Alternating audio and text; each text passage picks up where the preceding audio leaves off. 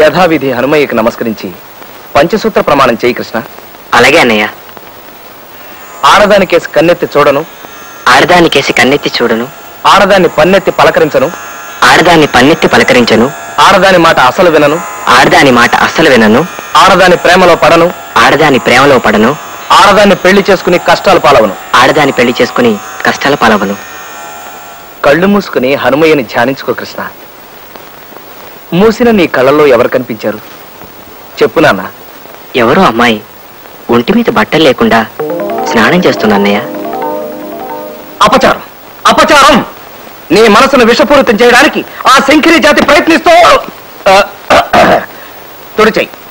నీ మనసులోంచి ఆ భావాలను తుడిచేయి. వెళ్ళు, వెళ్ళి కాలేజీకి రెడీ. హనుమయ్య. పిలిచావా రామయ్య? ప్రణామాలు హనుమయ్య.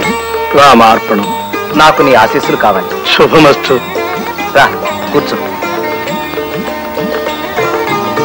కాఫీ ఏమైనా తీసుకుంటా? వద్దులే, పైత్యం చేస్తున్న ఈ మధ్య కాఫీలు టీలు మానేశాను. కూల్ డ్రింక్ ఏదైనా ఇప్పించు. ఒక్క నిమిషం. హనుమయ్య,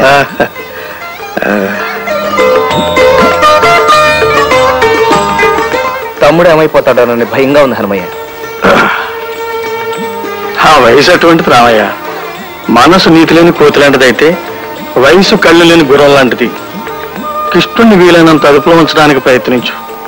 ఆ ప్రయత్నంలోనే ఉన్నానయ్య. రాత్రే నారదుడు, తుంబరుడు, గరుత్మంతుడు మేమంతా సరదాగా కూర్చుని నీ గురించే ముచ్చరించుకున్నాం. పురుష ప్రపంచానికి నువ్వు చేస్తున్న సేవ అద్వితీయమైందని అందరూ నిన్ను పొగిడారయ్యా. అంతా మీ దయ. మరిచాను, అతి త్వరలో నీ దగ్గరికి మరో బాధా సర్పదష్టుడు, భార్యా బాధితుడు రాబోతున్నాడయ్యా. మరో భార్యా బాధితుడా? ఎవరయ్యా అతను? నేనేరా, అప్పల స్వామిని, నిప్పప్పల స్వామిని. పోలీస్ డిపార్ట్మెంట్ లో పనిచేస్తున్న పైసా లంచం పుచ్చుకునేరగని హెడ్ కానిస్టేబుల్ నిప్పప్పల స్వామిని. నా జేబీ కత్తిరిస్తావురా, గుండు సూది చేపెదవా నిన్ను?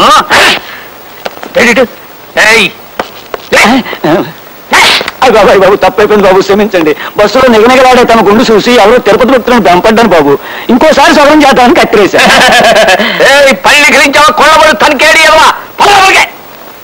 తమరని తెలిస్తే నేను ఇంకో బస్సు చూసుకున్నాను బాబు. బాబు నన్ను ఒగ్గేయండి బాబు. నీ కట్టు కథలు నా కాడు చెల్లవురా, దబ్బన ముఖం వేదవా. నోటు పదకొండా. Yes sir. నేను ఎక్కడున్నాను రా. Yes sir. నీకు పిలిచినాడు పిలిపి వినపడదు, ఎదురుగుండా ఉన్నవాడు కనపడ్డు. చస్తున్నవా నీతో ఉన్నాను లాకబులతో చెయ్యి. సరే అట్టగ్గానండి, రేపు మాపో నేను బయటకు రాకపోతానా? దుర్గమ్మ గారి కాడికి వెళ్ళి, అమ్మా అయ్యగారు బస్సులో కాలేజీ పిల్లకి బీటేస్తా ఉంటే నేను ఆయన జేబుకి వస్తాను చెప్పుకోకపోతానా? ఇక్కడ మా ఆవిడ పేరు ఎత్తగరా. నోటు పదకొండు. ఆయన ఎందుకురా లాకబులతో వస్తున్నావు? నన్ను కాదు, నీకు సరిగ్గా ఈనపడి సాగుకోవడం నా సాగుకు వచ్చిందిరా నాయన. నేను లాకబులకు తయమన్నది ఈయన్ని కాదు, బయట ఎవరో గొడవ చేస్తున్నాడు ఆన్ని. నాయన నువ్వు వెళ్ళిపో, బేగ వెళ్ళిపోరా. సరే బాబు, నేను ఇంటికి వెళ్తాను. మా ఇంటికే? మీ ఇంటికి కాదు బాబు, మా ఇంటికి. ఇది ఎచ్చి వెళ్ళిపోరా నాయన. పోలీస్ స్టేషన్ లోనే దొంగతనం జరిగిందంటే పేపర్ వాళ్ళు బాధపడతారు. సరే వంచండి. అడ్డమైన వాడికి మా ఆవిడ పేరు తెలియటం గొప్ప చికాకు అయిపోయింది. రైట్ వేరా, బేగ నా జీతం అయిపోతుంది. నాకు అవతల చాలా పని ఉంది. ఇంకెక్కడ జీతం అయ్యా? ఇందాకే మీ ఆవిడ వచ్చి తీసుకెళ్ళింది. ఏంటి మా దుర్గొచ్చి తీసుకెళ్ళిందా? దానికి ఎందుకు ఇచ్చారండి? నేనెక్కడిచ్చానయ్యా? ఆవిడ లాక్కుపోయింది. గోవిందా గోవిందా. అయితే ఈ నెలంతా జేబు ఖర్చుకి దమ్మిడి దొరకనట్టే. నోటు పదకొండు. Yes sir. ఇటు. Yes sir. ఈ నెల జీతం మన చేతికి అందలేదు. 4 రూపాయలు సంపాదించుకోవాలి. స్కిల్ గేమ్స్ ఏర్పాటు. ఎరా నోటు పదకొండు, అంతా రెడీనా? అంతా రెడీ సార్. ఎరా ఆట మొదలెడదామా? కూర్చోండి.